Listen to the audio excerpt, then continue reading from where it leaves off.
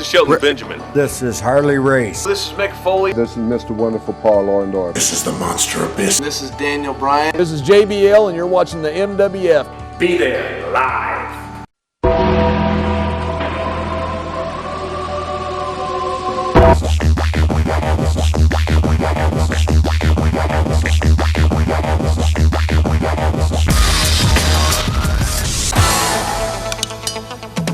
Wrestling fans from around the corner, around the world, welcome to an installment of Wrestling Insiders. I'm Dan Marotti, here joined by the man of the hour, too sweet to be sour, my good friend of Men on a Mission fame, of the new generation of WWF, when it was the WWF, now WWE Oscar. How are you, my friend? I'm all right, man. How you doing? Well, we understand as summer turns into fall, there's going to be some big announcements coming up soon, but while we had you here at the studio, we had, as you know, Patrick Clark from Tough Enough fame here earlier in the week. Very nice young man. Difficult week for him where he didn't walk away with the $250K. That's a different story for a different time. We have a bunch of stuff we need to collaborate on over the weekend, so we thought the best thing we might do is to sit you down. We were in the room powwowing like we always do, because I like good wrestling conversation. Right. It was a Hulk Hogan situation. Right. Now, obviously, I don't think I need to paint a picture unless we've got Helen Keller watching. You are an African-American individual. Well, yeah, that I am. What was your thought on the Hulk Hogan situation, and where do you think it may go as time goes on? My first thought was, I'm not even offended, because first of all, he never said it to me.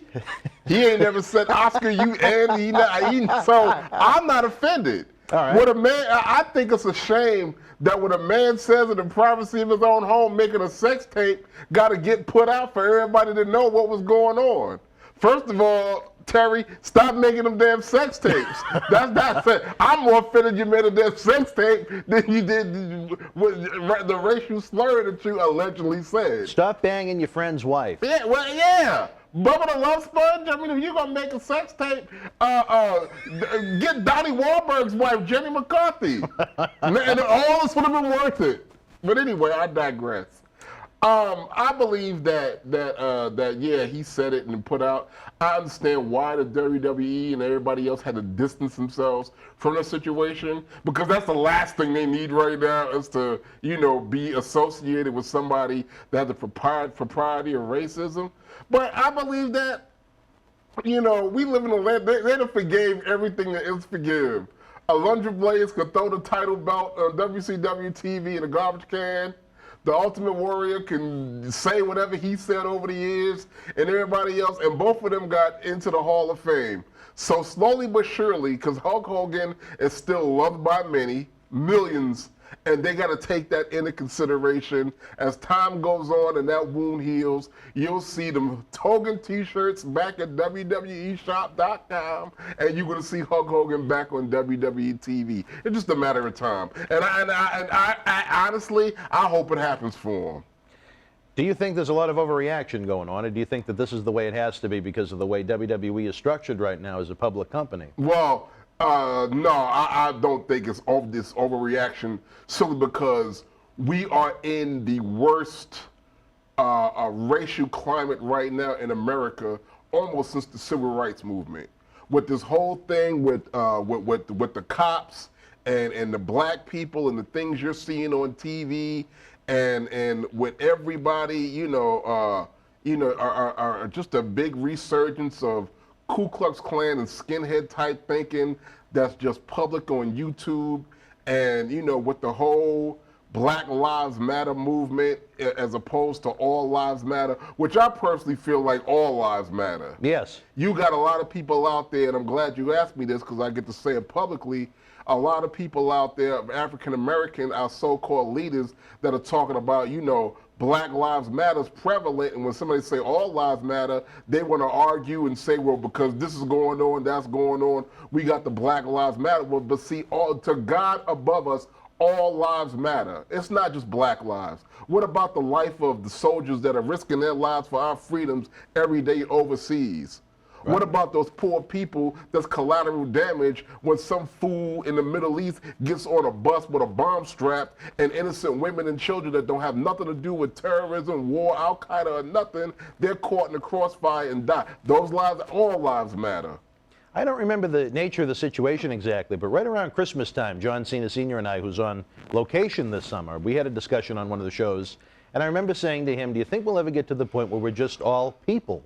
as opposed to having the different labels and so on. And he said, no, he didn't think so. And, you know, that may be reality for at least the foreseeable future. I don't know. You're a man of the people. I know you have some insight. It'll be, you know, I believe one day that before the world wash away, we may move into a total utopian society where everybody's getting along. Unfortunately, I'm 51 years old.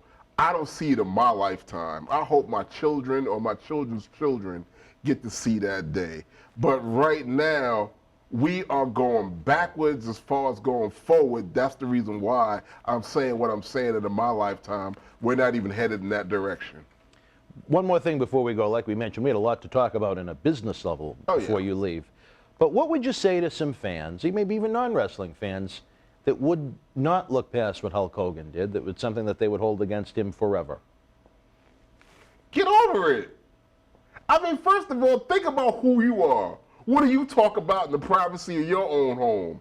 I mean, whether or not you are calling somebody, you know, out of their name on a racial thing, or whether or not you playing the dozens with your classmate at school, you know, we've all cracked a joke about somebody. We've all said something derogatory about them. Most of us anyway. I don't care who you are.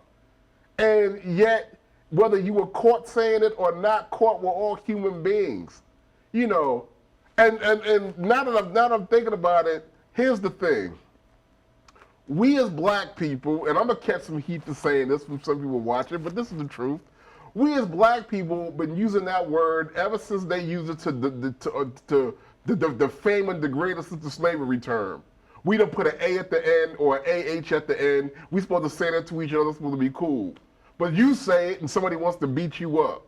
No, what you want to do is eradicate the word period. Then nobody would use it at all. So partially, we're to blame. We wear it as a badge of honor, and that word is not a badge of honor. If we went after that word as with the tenacity that we went after that damn flag, then this would be a better America. That's what I think. I know our executive director here, he actually went to see the movie Straight Outta Compton, which he was waiting for a while, and he couldn't believe that with all the racial tension going on in the country right now, that not only in the movie, but all the people going to the movie were saying the same thing coming in and out of the theater. No, yeah, I mean, you know, funny you should mention Straight Outta Compton. During the Straight Outta Compton era, Straight Outta Compton means a lot to me because during that time when NWA was being formed, that's when I got my start. Yeah, you know, that just sounds about right, time-wise. I was one of the original rappers in Compton, you know, around the same time NWA. I remember when Dr. Dre was a DJ at this club called Eve After Dark, and that was what he did way before he got with Eazy-E and all of them. And I mean, I can go on with this story forever, but it's a thing to where, you know, whether you talking Straight Outta Compton or Straight Outta Beverly Hills, that word don't have no place in our vernacular. And when we learn that, we'll be better people for it, all of us. Well, I agree with you on that. It'll be interesting to see where the Hulkster goes. In your opinion, though, you think he's going to be back? How soon, brother? WrestleMania 33, Hulk Hogan coming down that ramp, and I'll buy a ticket to see it. Unbelievable. I hope you don't have to buy a ticket to say that. You're a WWE legend, brother. I love you, Hulk. I don't care what they say. Well, we look forward to see what's going to be happening here. It's going to be a busy few weeks here in the Millennium Wrestling Federation as we lead up to our 14th anniversary spectacular. Monday night, September the 28th on BostonWrestling.com. It is must-see TV, but we'll leave it at that. Until we speak again, folks, you and yours, be well. Peace.